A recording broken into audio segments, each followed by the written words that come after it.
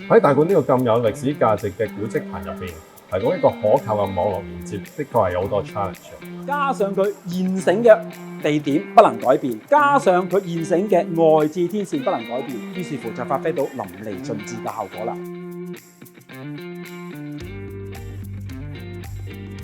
作為香港藝術文化地標，大館位於香港中環核心地帶，提供各種世界級嘅藝術文化體驗，讓市民可以享受其中，培養大眾對藝術、歷史古蹟同埋文化嘅興趣。大館裏面嘅3大法定古蹟包括前中央警署、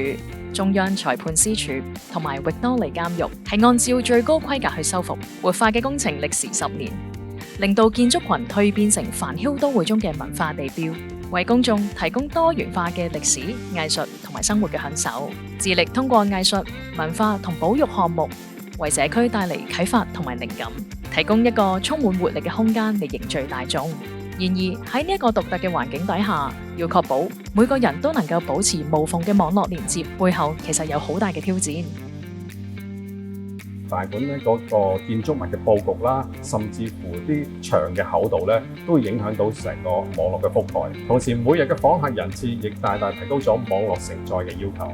另外，大館活化工程按照最高規格進行復修，基於保留古蹟嘅原真性呢個核心原則。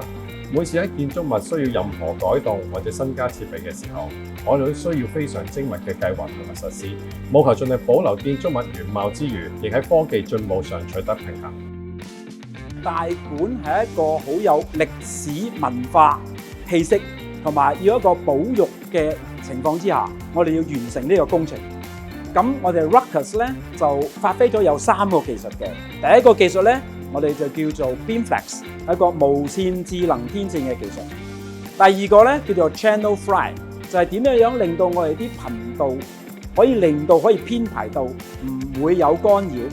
而第3個技術咧就叫做 Auto Power Transmission， 點樣可以令到嗰個功率可以自動調校。好啦，利用呢3個技術環繞住，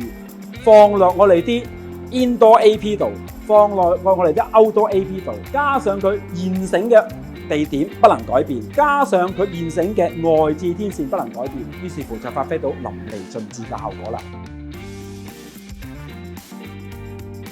我哋都盡量係希望推進一啲數字化展覽啊，特別是咧我哋有好多訪客咧係啲 KOL 啊，佢哋會喺我哋度直播，咁呢方面咧會帶俾一啲訪客一啲更深入嘅歷史同埋文化嘅價值。咁 AI 呢個元素咧喺 Ruckus 裏面都有嘅喎，咁我哋咧就將我哋 AI 嘅 software 裏面咧 overlay 落我哋今日嗰個 solution 上高，無論呢個 IT 嘅 management， 又或者啲訪客咧個體驗咧會更加提升嘅。下次再嚟大館，你都可以感受全新嘅網絡覆蓋，帶嚟耳目一新嘅體驗。